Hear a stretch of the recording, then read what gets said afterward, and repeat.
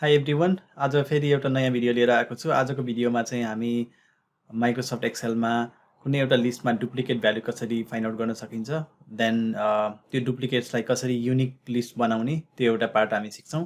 त्यसपछाडि नेक्स्ट चाहिँ आज एकदमै इम्पोर्टेन्ट फर्मुला, धेरै युजफुल फर्मुला हामी सिक्न गइरहेछौँ, सम इफ एस फर्मुला है। सो मल्टिपल क्राइटेरिया फुलफिल भएको खण्डमा चाहिँ हामीले कसरी अमाउन्टहरूलाई या त्यो नम्बर्सहरूलाई चाहिँ सम गर्न सक्छौँ। तपाईले यो इक्जाम्पलमा हेर्नुभयो भने हामीसँग सेल्सको डेटा टेबल छ, जुन चाहिँ मैले प्रिभियस भिडियोमा पाइभट टेबलको लागि युज गरेको थिएँ। यसमा चाहिँ सिम्पली मैले एउटा कोलम एड गरेको छु यहाँनिर, इयरको कोलममा चाहिँ मैले यो डेटलाई इयरको फर्मुला युज गरेर इयर ओपन ब्राकेट गरेर यो सेल्सको भ्यालुलाई चाहिँ मैले सेलेक्ट गरिसके पछाडि त्यो नम्बर्सको इयर कुन चाहिँ भनेर आउँछ। सो त्यसलाई मैले ड्र्याग डाउन गरेर यो इयरको कोलम थपेँ। अब बेसिकली फर्स्टमा हामी हेर्न गइरहेछौँ सेल्स अफिसरको केसमा, जस्तो यो कोलममा चाहिँ मैले चाहिँ यदि डुप्लिकेट भ्यालुहरू चाहिँ डुप्लिकेट नेम चाहिँ कुन कुन हो भनेर फाइन्ड आउट गर्नको लागि चाहिँ हामीले के फिचर्स गर्छौँ त एक्सेलमा, त्यो हामीले हेर्न गइरहेछौँ। सो डुप्लिकेट फाइन्ड आउट गर्नलाई चाहिँ नर्मली हामी के गर्छौँ भने होल कोलमलाई, जुन डेटा भएको कोलमलाई सिलेक्ट गर्ने, त्यस पछाडि चाहिँ तपाईँ कन्डिसनल फर्मेटिङमा जानुभयो भने, होम ट्याबको कन्डिसनल फर्मेटिङमा जानुभयो भने यहाँ हाइलाइट सेल्स रुल्स भनेर भनिरहेको छ होइन। सो यहाँ तपाईँले जानुभयो भने लास्टमा गएर डुप्लिकेट भ्याल्युजमा क्लिक गर्नुभयो भने हेर्नुहोस् त के हुन्छ। यो जति पनि डुप्लिकेट भ्याल्युहरू छ त्यो चाहिँ तपाईँको रेड आई मिन फिलमा अनि रेड फन्टमा चाहिँ तपाईँको हाइलाइट भयो नि। सिमिलरली यसलाई हामीले चाहिँ अरू कुनै कलरमा कन्भर्ट गर्ने हो भने हामीले ग्रिनमा पनि गर्न सक्छौँ होइन। सो तपाईँको चोइसको हिसाबले येल्लोमा पनि गर्न सक्छौँ। सपोज अहिले चाहिँ रेडमै मैले छोडिदिएँ, ओके गरेँ भने अब यो कोलममा जति पनि डुप्लिकेट्स थियो, एउटाभन्दा बढी इन्स्टेन्सेसहरू जति पनि छ इन्फर्मेसनको, त्यो सबै चाहिँ हाम्रो रेडमा आयो होइन। यदि कुनै भ्यालु चाहिँ युनिक थियो भने, सपोज मैले यहाँ आरआइटी मेरो नाम राखिदिएँ भने यो चाहिँ युनिक भयो, यसको डुप्लिकेट छैन, त्यसैले गर्दाखेरि चाहिँ यो चाहिँ वाइटमा आयो होइन। बट पहिलाकोमा चाहिँ डुप्लिकेट थियो। त्यसरी चाहिँ हामीले डुप्लिकेट भ्यालुलाई चाहिँ हाइलाइट गर्न सक्छौँ एकैचोटि कन्डिसनल फर्मेटिङबाट। सो यसलाई डुप्लिकेटलाई हामीले फिल्टर गर्ने हो भने चाहिँ यहाँ क्लिक गरेर फिल्टर बाई कलर गरे पनि हुन्थ्यो होइन। तर यहाँ चाहिँ सबै एउटै कलर भएको भएर त्यो अप्सन देखाइरहेको छैन, किनकि सबै कलर हामीसँग यही छ। अब बेसिकली मलाई चाहिँ के गर्नुपर्ने छ भनेदेखि, अब यो सेल्स अफिसरहरूको सबै डेटालाई चाहिँ सपोज मैले कन्ट्रोल सी गरेर कपी गरेँ, त्यस पछाडि यो सम इफ फर्मुलामा लगेर चाहिँ यहाँ सपोज पेस्ट गर्दैछु मैले है। सो सपोज यहाँ पेस्ट गरेँ मैले। अब यसको चाहिँ मैले डुप्लिकेटको रुल्स हटाउने हो भने चाहिँ कन्डिसनल फर्मेटिङमा गएर क्लियर रुल्स गर्ने, त्यस पछाडि clear rules from selected cells गऱ्यो भने चाहिँ यसको कन्डिसनल फर्मेटिङ सबै हट्यो। र अरू पनि फर्मेटिङ हटाउने हो भने चाहिँ सबैलाई सेलेक्ट गरेर मैले यहाँ कलरलाई चाहिँ नो फिलमा गरेँ भने तपाईँको यो पनि सबै हटिहाल्यो होइन। अब मेरो अब्जेक्टिभ चाहिँ के हो भने, यो जुन सेल्स अफिसरको यहाँनिरको लिस्ट छ, मलाई चाहिँ यहाँ चाहिँ युनिक लिस्ट चाहियो भनेको। यहाँ त धेरैवटा सेल्स अफिसरको नेम त्यही डुप्लिकेट भएर आइरहेको छ 439 टाइम्स। सो मलाई चाहिँ युनिक लिस्ट बनाउनु पऱ्यो भने यसलाई मैले के गर्न सक्छु भने, रिमुभ डुप्लिकेट्स भन्ने फिचर जुन हुन्छ एक्सेलमा हामी त्यो युज गर्न गइरहेछौँ। सो मैले सबै कलमलाई सेलेक्ट गरेँ, त्यस पछाडि डेटा ट्याबमा गएर माथि डेटा मेन्यूमा गएर चाहिँ तपाईँले यहाँ मेन्यूमा हेर्नुभयो भने रिमुभ डुप्लिकेट्स भन्ने अप्सन छ। सो मैले रिमुभ डुप्लिकेट्समा क्लिक गरेँ भने उसले भन्छ कि कोलम सेल्स अफिसरको चाहिँ हामीले रिमुभ गर्ने हो भनेर सोचिरहेको छ, अनि मेरो यो डेटाको चाहिँ डेटा हेडर छ भनेर यहाँ क्लिक गरेपछि यो माथिको डेटा हेडर चाहिँ डेटा हेडरमै रहिरह्यो। सो मैले यसलाई चेक मार्क लगाएर यदि ओके गरेँ भने चाहिँ यसले सबै डुप्लिकेट्स हटाएर युनिक भ्याल्यु मात्रै राखिदियो। यसमा भनेपछि मसँग चाहिँ टोटल 431वटा लिस्ट थियो, अब युनिक भ्याल्यु चाहिँ जम्मा 7वटा मात्रै युनिक भ्याल्यु भयो भने चाहिँ मैले सबै डुप्लिकेट हटाइदिएँ। अब मलाई चाहिएको त खास यति मात्रै अफिसरको नाम हो। सो मैले यसलाई कपी गरेर यहाँ पेस्ट गरेँ भने मेरो फर्स्ट अब्जेक्टिभ चाहिँ फुलफिल भयो भने चाहिँ तपाईँलाई मैले रिमुभ डुप्लिकेट्स पनि सम्झाइहालेँ। सो मैले यसलाई डिलिट गर्ने, अब जस्तो अब यो कोलमलाई डिलिट गर्ने हो भने मैले सर्टकट की युज गर्ने हो भने चाहिँ कन्ट्रोल एन्ड माइनस गरेँ भने यो कलम चाहिँ तपाईँको डिलिट हुन्छ। सो कोलमलाई डिलिट गर्ने अप्सन चाहिँ कन्ट्रोल माइनस। यदि मैले कोलम यो बिचमा कतै कोलम एड गर्नुपर्ने थियो भने चाहिँ त्यसलाई हामी कन्ट्रोल प्लस प्लस गऱ्यो भने चाहिँ नयाँ कोलम एड हुन्छ है। सो यो कोलमलाई माइनस गऱ्यो भने चाहिँ फेरि यो कोलम चाहिँ डिलिट भयो, राइट। सो अब मैले चाहिँ तपाईँलाई सम इफ एस फर्मुलाको युज कसरी गर्न सकिन्छ भनेर देखाउन गइरहेको छु। सो मलाई चाहिँ के चाहिएको छ भने, सेल्स अफिसरको एभ्री सेल्स अफिसरले चाहिँ क्यासको सेल्स कति गर्नुभएको थियो, चेकमा सेल्स कति गर्नुभएको थियो र क्रेडिट सेल्स कति गर्नुभएको थियो भनेर मलाई चाहिँ समराइज गर्नुपर्ने छ हाम्रो त्यो आएको डेटालाई। यो डेटालाई चाहिँ कुन कुन अफिसरले चाहिँ क्यासमा, क्रेडिटमा र चेकमा, क्यासमा, क्रेडिट र चेकमा चाहिँ सेल्स गर्नुहुन्छ।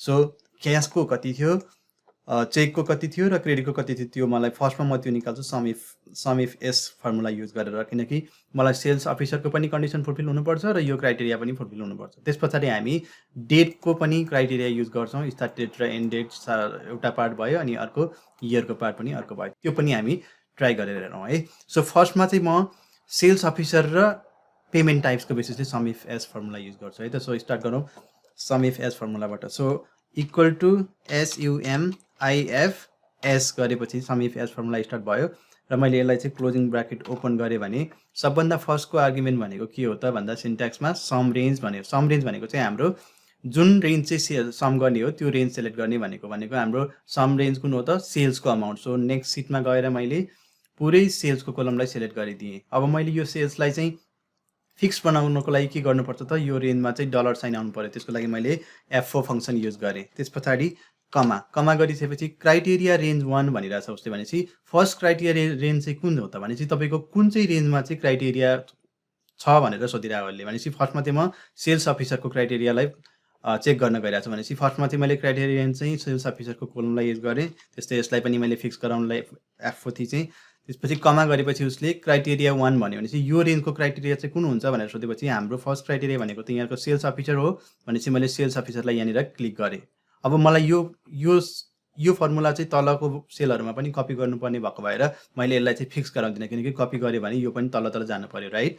सो नेक्स्ट कन्डिसन भनेको चाहिँ हाम्रो के हो त भन्दा क्राइटेरिया रेन्ज 2 भनेको चाहिँ पेमेन्ट टाइम्स हाम्रो कुन कलममा छ त यो तपाईँको एच कलममा छ। सो एच कलमलाई सिलेक्ट गरेर F4 थियो भने फिक्स गरिदिएँ। त्यसपछि कमा गऱ्यो भने उसले के मागिरहेछ क्राइटेरिया 2 माग्यो होइन। क्राइटेरिया 2 चाहिँ हाम्रो कहाँनिर छ त भन्दा क्यास यो रोमा छ। अब तपाईँले यहाँ चाहिँ एकदम ट्रिकी पार्ट छ।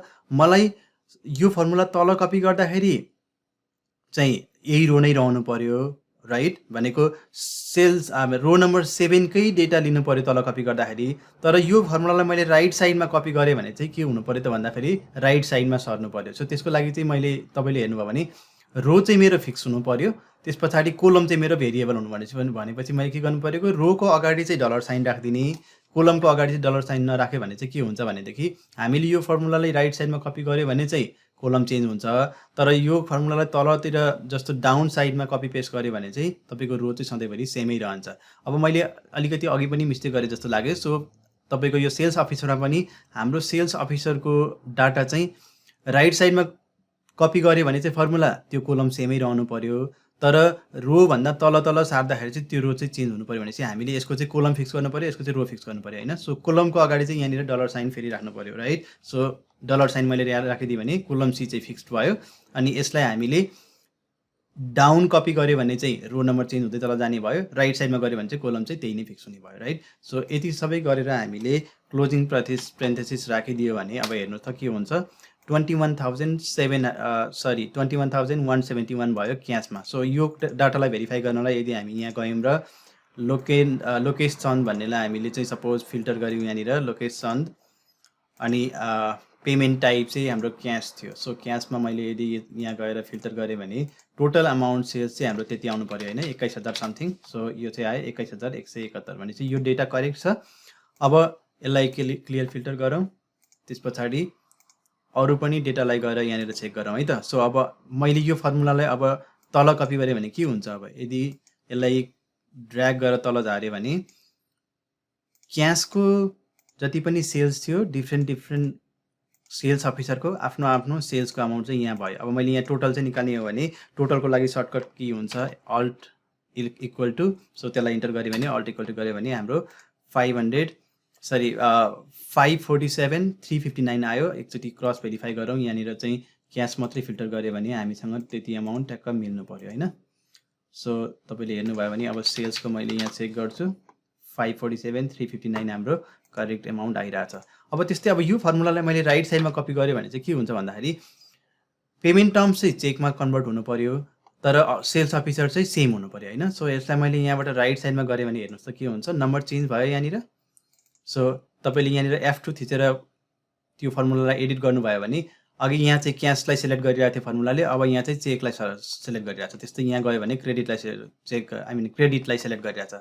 यो कसरी काम गरिरहेको छ भन्दाखेरि जुन तपाईँको यहाँनिर मैले रो नम्बर 7 चाहिँ फिक्स गरेको थिएँ, तर कोलम नम्बर अगाडि चाहिँ फिक्स नगरेको भएर जसरी मैले फर्मुलालाई राइट साइडमा कपी गरेँ, तपाईँको त्यो सेलको रेफरेन्स पनि चेन्ज हुँदै गयो। त्यस्तै मैले यसलाई तर झालेँ भने हेर्नुहोस् त के हुन्छ, सेल्स अफिसरको नेमहरू पनि चेन्ज हुँदै जान्छ यसको रिफरेन्स। सो मैले यहाँ गरेँ भने चाहिँ अब चेकलाई रिफर गरेको हुनु पर्यो अनि निशान थापालाई गरेको हुनुपर्ने। सो भयो, तल गयो भने फेरि त्यसलाई र त्यसलाई गर्यो। सिमिलरली अब मैले यसलाई पनि तल ड्र्याग डाउन गरेँ भने तपाईँको यो सबै कपी भयो। यसमा म एउटा तपाईँलाई सर्टकट की सिकाउन गइरहेको छु। जस्तो मैले यहाँनिर सबै डिलिट गरेँ भने हामीले एकैचोटि चाहिँ कसरी गर्न सक्छौँ भने, जस्तो यदि यो फर्मुला हाम्रो प्रपरली चाहिँ सेटअप भएको छ भने हामीले यति सेलेक्ट गरेर यति अगाडिसम्म राइट साइडसम्म गरेर चाहिँ कन्ट्रोल आर गऱ्यो भने तपाईँको यो फर्मुला चाहिँ राइट साइडमा चाहिँ कपी हुने गर्छ।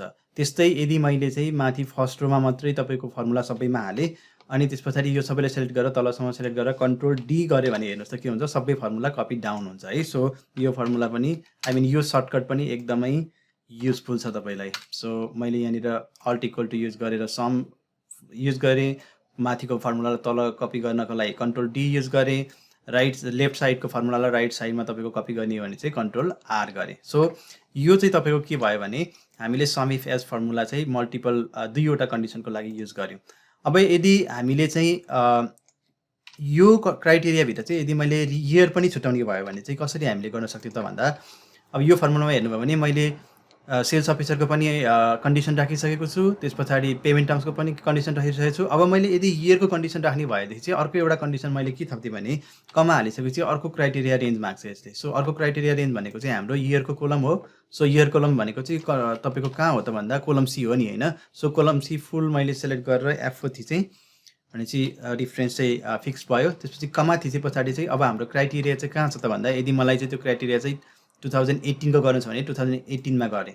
सो 18लाई मैले सेलेक्ट गरेर यसलाई पनि अब F4 थिच्नु पऱ्यो, किनभने सबै सेलमा मलाई F4 थिचे पछाडि यही 18 मात्रै रिफरेन्स दिन्छ होइन। त्यसले गर्दाखेरि चाहिँ F4 थिचेँ भने अब हेर्नुहोस् त 18 को मात्रै सेल चाहिँ तपाईँको क्यासमा लोकेनको यति रहेछ। अब यसलाई मैले चाहिँ राइट साइडमा कपी गर्ने भने कन्ट्रोल आर गरेँ, त्यसपछि तल कपी गर्ने भने चाहिँ कन्ट्रोल डी गरेँ भनेपछि तपाईँको यो सबै आयो। सो टोटलमा चाहिँ 2018 को सेल्स हेऱ्यो भने चाहिँ 729,779 चाहिँ हुनु पर्यो राइट। सो यो चाहिँ करेक्ट हुनुपर्छ। त्यस्तै अब मैले अर्को चाहिँ कन्डिसन तपाईँलाई के राख्न गइरहेको छु भने, हामी चाहिँ सपोज बिट्विन डेटलाई हेरौँ न त। अब इयर त मैले हेरिहालेँ, सपोज यो इयरको ठाउँमा चाहिँ यो इयरलाई सपोज अहिले हामीले डिलिट गरिदिउँ होइन। सो यो इयरलाई चाहिँ अहिले मैले डिलिट गरिदिएँ, एन्टर गरेँ। अब मलाई चाहिँ स्टार्ट डेट र एन्ड डेटको बिचको जति पनि सेल्स डेटा छ त्यो चाहिँ हामीलाई यहाँनिर क्यालकुलेट गर्नुपर्ने छ सम इफ एज फर्मुला भनेर। सपोज यहाँ मैले सपोज 5 तारिकदेखि स्टार्ट गरौँ है। सो 1/5/2017 बाट चाहिँ सपोज जुनको 30 2017 सम्मको मात्रै मलाई डाटा चाहिन्छ भने हामीले कसरी युज गर्न सकिन्छौँ त यसको लागि चाहिँ हामीले ग्रेटर देन साइन र लेस देन साइनलाई हामीले युज गर्छौँ यो सम इफ एज फर्मुलामा। सो तपाईँले लास्टमा गएर यदि कन्डिसन थप्ने हो भने चाहिँ कमा गर्यो, त्यसपछि सम रेन्ज चाहिँ मैले अब डेटको फिल्डलाई युज गर्छु। सो डेटको फिल्ड चाहिँ हाम्रो कहाँ छ त, कोलम बीमा। सो कोलम बीलाई चाहिँ मैले F4 थिचेर फेरि कमा गरेँ। कमा गरिसके पछाडि चाहिँ अब के गर्नु पर्यो भने मलाई चाहिँ त्यो 5 तारिकभन्दा माथि जुन तपाईँको यहाँनिर यो स्टार्ट डेट छ, स्टार्ट डेट चाहिँ 5 तारिकभन्दा माथि 5 तारिक पनि इन्क्लुड गर्ने र 5 तारिकभन्दा पनि माथि चाहिन्छ भने चाहिँ ग्रेटर र इक्वल देन युज गर्नु पर्यो। तर 5 तारिक चाहिँ इन्क्लुड नगर्ने, त्योभन्दा माथिको मात्रै गर्ने हो भने चाहिँ ग्रेटर देन मात्रै युज गरिन्छ। सो स्टार्ट डेटमा मैले यसलाई पनि इन्क्लुड गर्न गइरहेको छु। त्यसको लागि यहाँ तपाईँको रिफरेन्स अलिकति सम इफ आइसक्यो। सो यसलाई डिलिट गरौँ। यसलाई डिलिट गरिसकेपछि चाहिँ हामीले चाहिँ त्यो ग्रेटर देन इक्वलको लागि चाहिँ हामी चाहिँ यो डबल कोटेसन मार्क्स युज गर्छौँ, डबल कोटेसन।